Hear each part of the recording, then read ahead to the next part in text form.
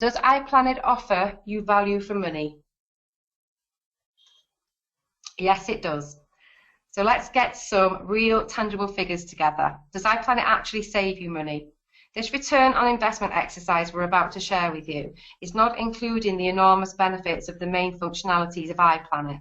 So let's just keep that in mind, such as enabling timely retrieval of accurate management, budgets and performance information that will help staff plan services, respond to information requests and report on performance.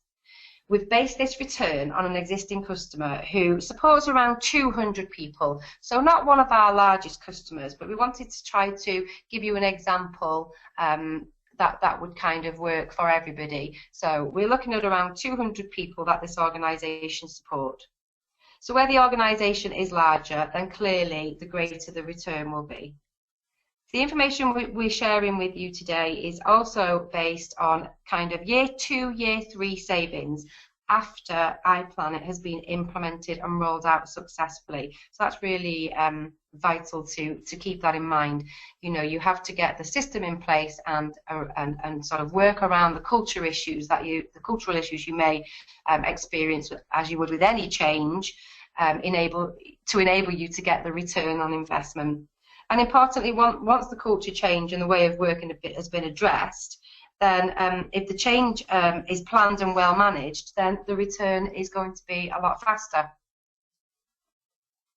Okay, so the following tables are provided to assist providers where they wish to estimate potential savings to be derived from the iplanit service. So in the first sheet, providers can insert their own estimates of time spent on existing paper-based processes and how much this might be saved with a web-based planning and reporting resource such as iplanit. It's important to point out that we fully recognise that the figures could vary considerably from provider to provider, so don't quote us today. Again, this is based on an organisation who's supporting around 200 people. So the example numbers are per service user in these first calculations. So as you can see here, the areas of activities that are being calculated are things you would normally spend a considerable amount of time on, around documenting plans for a person, which includes prep for the plans, the administration side of things, the inviting and organising of people to come to the meetings, capturing and writing up the plan, updating the plan elements, any research tasks before the meeting, updating the documents, the folders, the plan review. Now, I'm guessing you all do this in a different way. So when I was doing this exercise, it was around support plan meetings and annual reviews and things like that. So I've probably underestimated these figures a little bit. There's other things that we also have sort of recorded on, things like outcomes, actions, plan updates, other things like travel time, and then other meetings, ad hoc communication meetings with the person, with the families, the sort of folder documentation, production and access, or creating a person's file and the storage side of it. There's an awful lot of information in this exercise. I think that's a really good idea though, because it kind of covers everything hopefully that you would do with your traditional systems, and then you can actually cost it and see the benefits and the return on investment by doing this exercise for your organisation. It even covers things like referral and needs assessments processes and risk management processes, and you've got to think then about all the sort of admin time to keep on top of all this. So overall, table 1 may look like this. So if we take an example of the team meetings, support plan meetings, circles of support meetings, I've based this on something that was familiar to myself, which was 6 meetings a year, which I'm sure is actually more than that. 5 participants at each meeting, again, sometimes more, depending on the size of the teams, and 2 hours at a time. So I really underestimated this. Total 60 hours a year using the traditional methods, and that's per service user. So the estimated savings using iplanit, based on only a 10% saving, but again, I really underestimated it for the purpose of this exercise, just to show you how much impact iplanit can actually have on your organisation's costs. If you base it on employment costs of £25,000 a year, this would save £102 per service user per annum based on this activity alone. So bear in mind, we've used very low figures for this exercise, and as a former registered manager, this exercise in the organisation I worked for had significantly higher savings after implementing iplanit successfully. So the return on investment exercise shows that with 200 people supported, there's a potential to make a saving of £1,056 per service user over the year. That is a whopping £211,000. Now, don't get me wrong, you don't just switch iplanit on and hey presto, here we go, we've just saved 200 grand.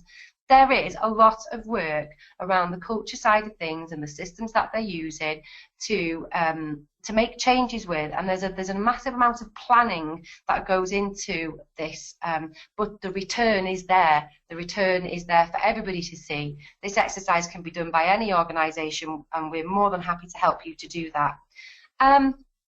I think when you do the exercise yourself, you're going to get a truer picture than what I'm showing you today, because obviously I've based this on what I know and what I used to do. So you would base this on what you know, and I'm sure your savings are going to come out a lot higher than what I'm showing you now. So as your organisations differ, these savings are going to look different for each and every one of you. But the potential is there, and with the correct implementation of iplanit, this is more than visible. So then there's the second part of the exercise. So this is table 2, and this summarises those activities which are automated by iplanit, and they're related to the management, the administration and reporting activities associated with service delivery. So these example numbers are per provider. So if we take, let's have a look at the supporting staff activity example, such as guidance to achieve outcomes, supervision, performance management type of activities. Then based on managing a team of 20 staff is what I worked on, with 12 sessions a year. So that's basically one supervision every month, which may not necessarily be a formal supervision, but includes also the sort of hands-on contact and the leadership contact as well. I've just tried to add the hours up fairly and not over-exaggerate. This is for the supervisor and the supervisee, so I've done this based on 2 people. And I've also based it on 3 hours per session. So that's including any preparation time, any travel time for both, any follow-ups, any documentations need be, any handover. So this only covers kind of like the formal side of things. There's an awful lot of things in here around team meetings and all the other side of things that I haven't included into this, and appraisals and maybe some other sort of performance management structures you have in place. So with this one alone, you can see that there's a potential saving of £22,909.